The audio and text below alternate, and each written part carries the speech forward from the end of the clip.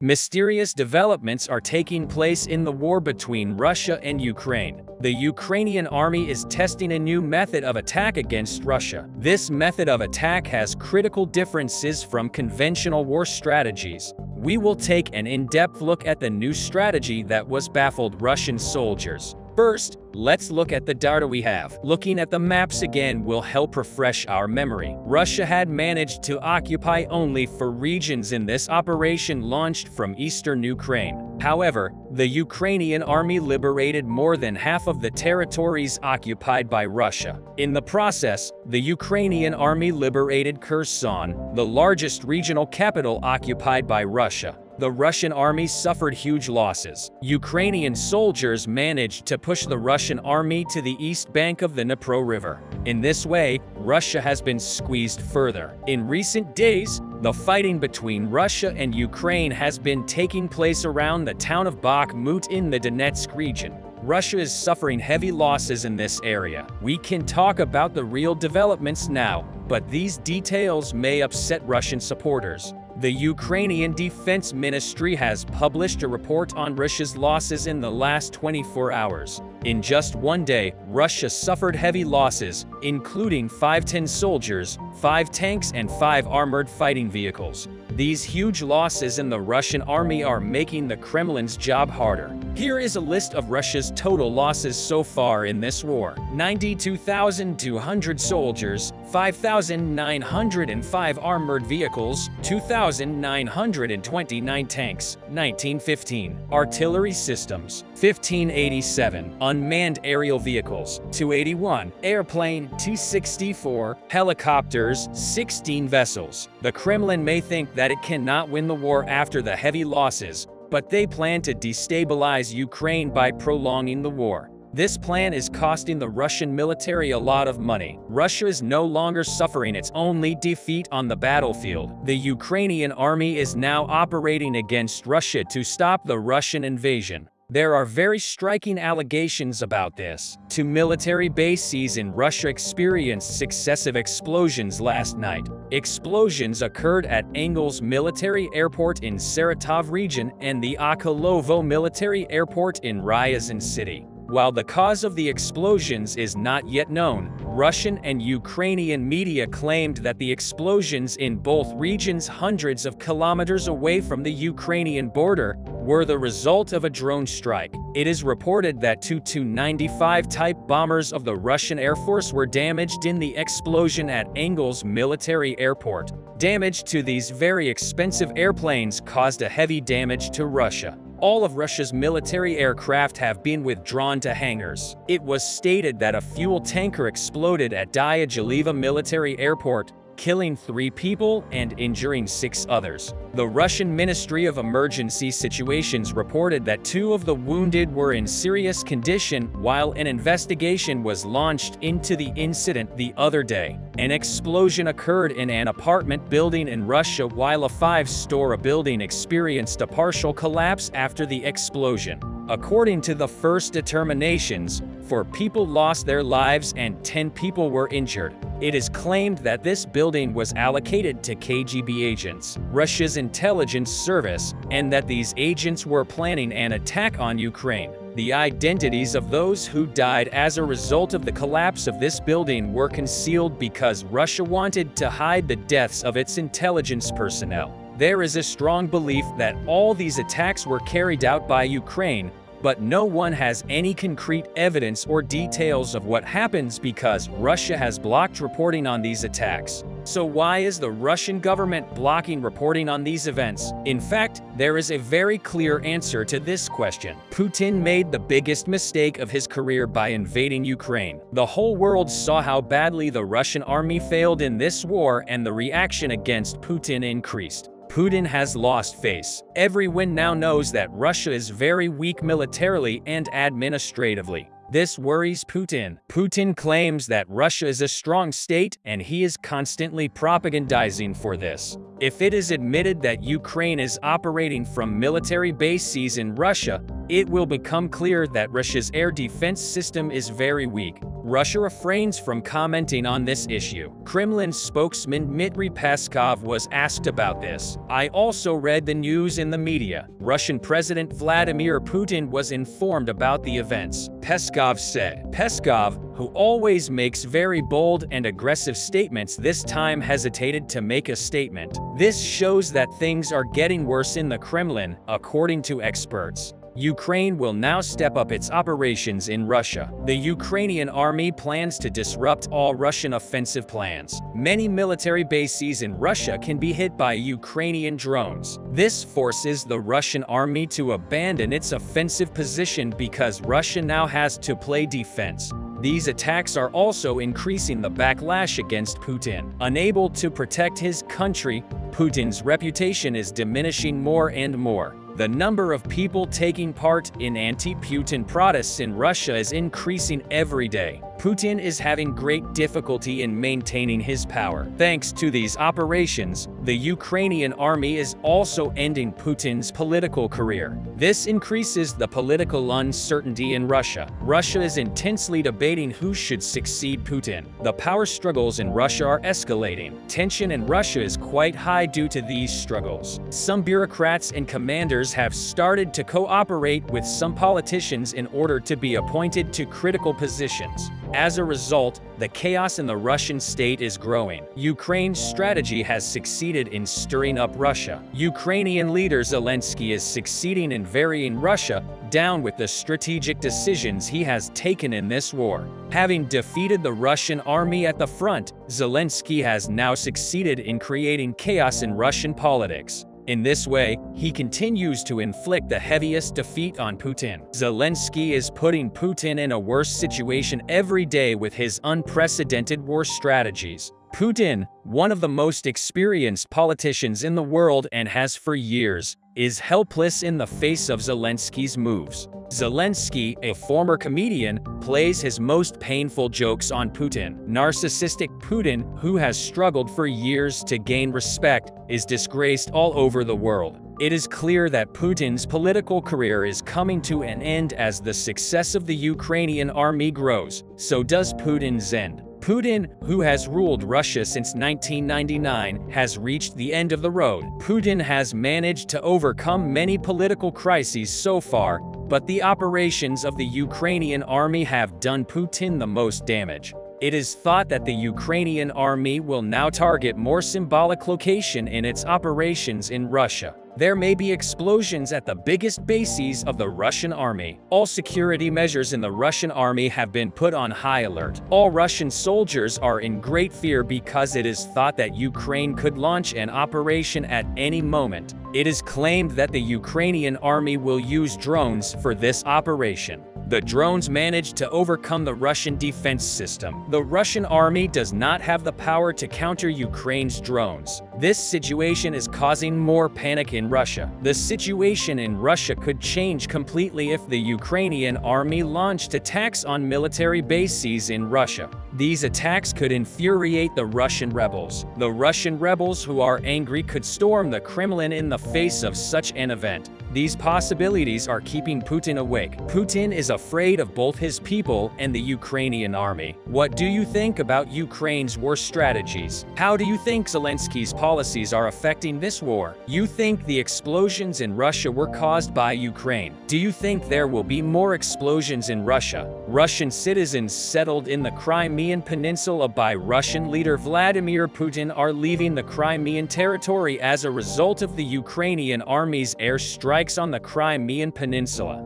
Russian citizens living in this region have started to leave Crimea. Nearly 200,000 Russian citizens who believe that Vladimir Putin is unable to ensure Russia's security have started to leave Crimea in droves since the beginning of the Russian military occupation of Ukraine. The Crimean Peninsula has become a major military base for the Russian army. Most of the ammunition and weapons sent to Russian troops in Ukraine are smuggled into Ukraine through Crimea and distributed to Russian headquarters from there. In addition, thanks to the military air bases in Crimea, Putin has carried out numerous airstrikes on Ukrainian territory, putting the Ukrainian army in a very difficult situation. Aware of this, the Ukrainian government organized a large-scale operation to locate and destroy Putin's military bases and ammunition depots on the Crimean Peninsula. The Ukrainian forces, which destroyed one of the largest air bases of the Russian army with unmanned fighter jets,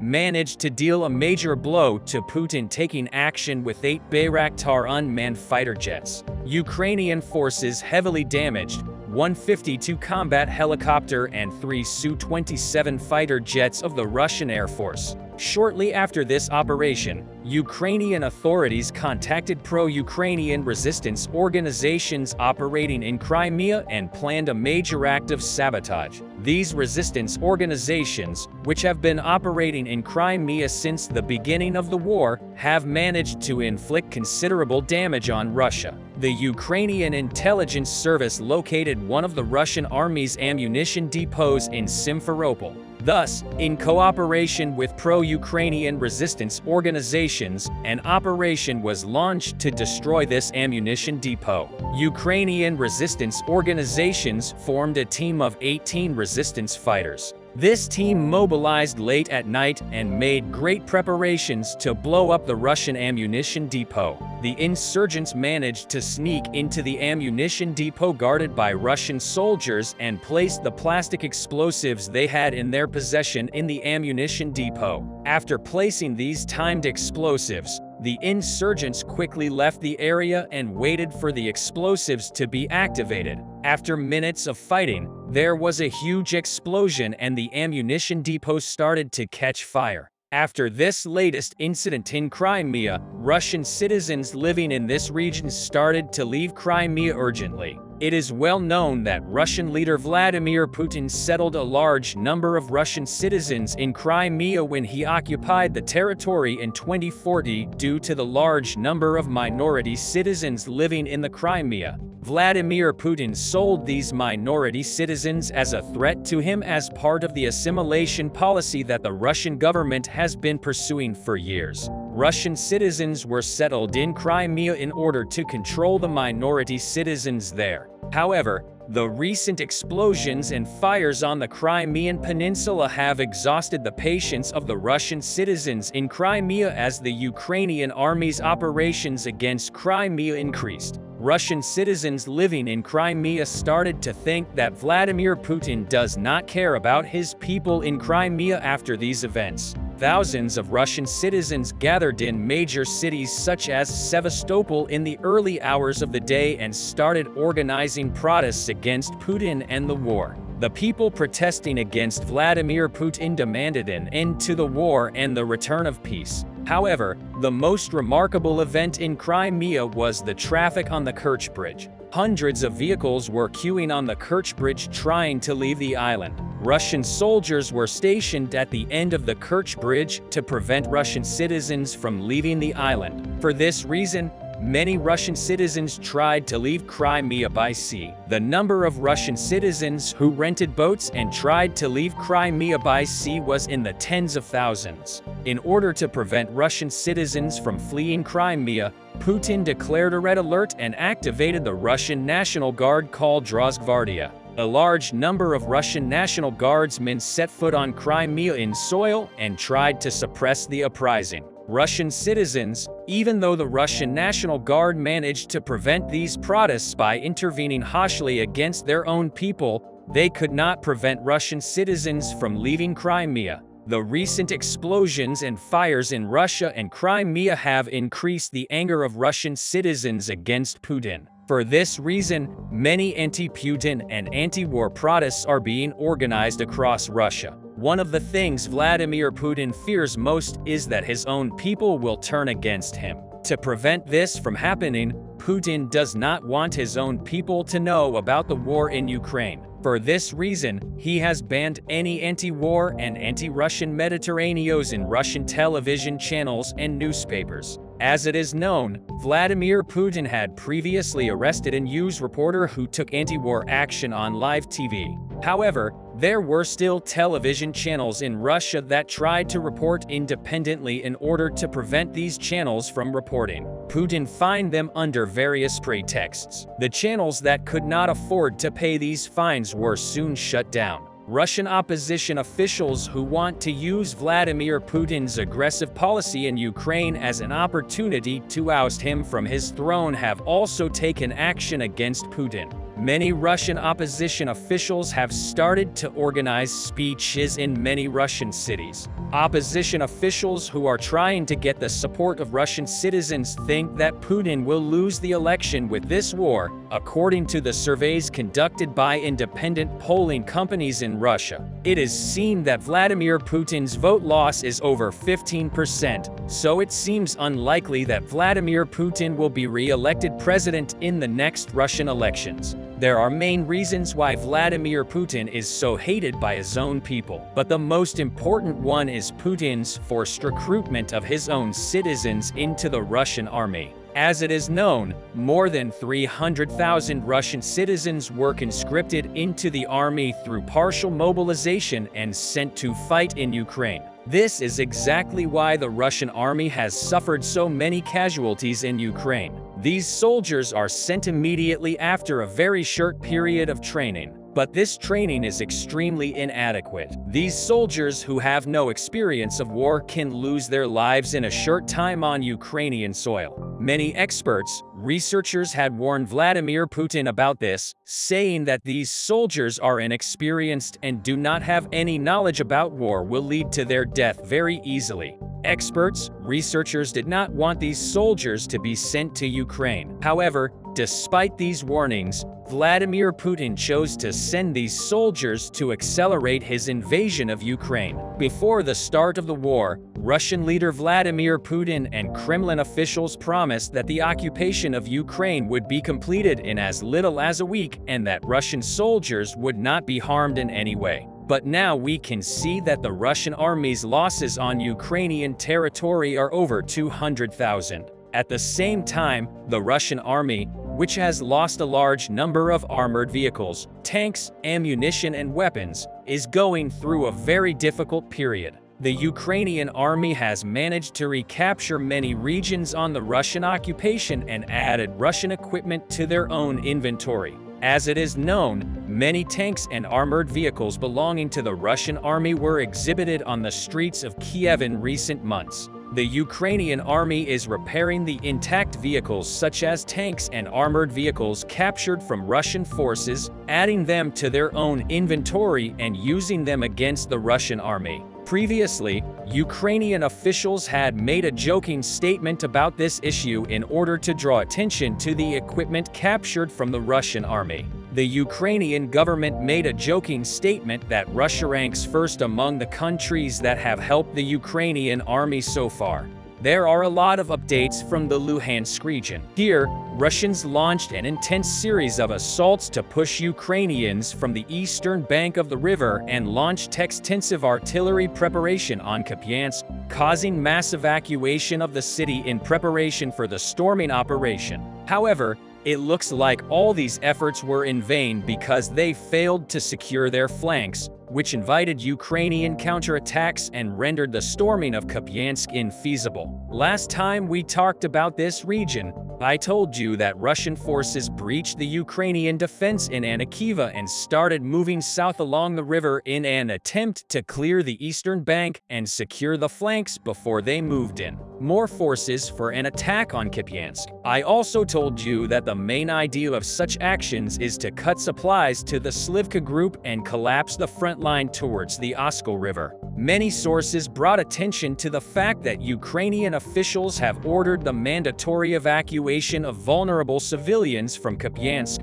which brought about speculations that Ukrainians are preparing to abandon this city. However, the reported Ukrainian evacuation of vulnerable citizens does not suggest that the Ukrainian forces believe that the Russians threaten the city. In fact, Russian sources have been continuously reporting about extensive Ukrainian presence in the region and stable supplies of ammunition. Ukrainians started evacuation because the Russians launched heavy artillery preparation and destroyed and damaged many civilian areas. However, Russian forces were unable to capitalize on this artillery preparation as they visibly got stuck in the forest. Russians tried to move towards the outer edges of the forest but could not secure any gains due to mines and artillery strikes. As Ukrainian snowbird, they planted mines. They continue assaulting Russian positions in the forest. Recent reports suggest that once Russians entered Lemon Parish,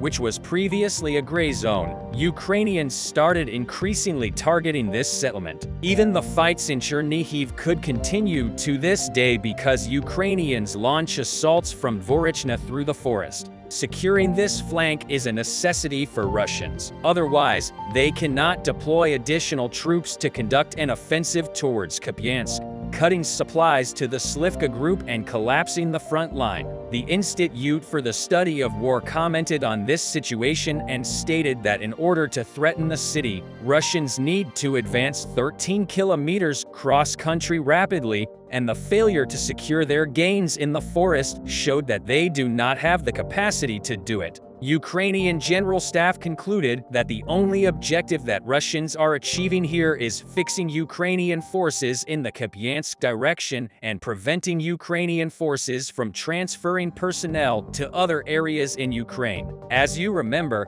Putin ordered to defeat Ukrainian forces in eastern Ukraine and capture Luhansk and Donetsk regions by March. Judging by what has happened, Russian forces tried to breach Ukrainian defense in order to disperse Ukrainian troops, take Bakhmut, and then commit the resources to take Kupiansk and Lyman. The almost unnoticeable changes to the front line make many doubt that the offensive operation happened at all. However, the engagement of significant elements of at least 3 major Russian divisions on this front line indicates that the Russian winter offensive happened. Ukrainian forces just prevented Russians from securing significant gains. Donetsk People's Republic commander Khodorkovsky questioned whether Russian forces are prepared for the coming Ukrainian counter-offensive operations after, quote, getting carried away by Bakhmut and Volodar, and suggested that Russian forces may have set conditions for Ukrainian counter-offensives by heavily expanding combat power and resources on these operations.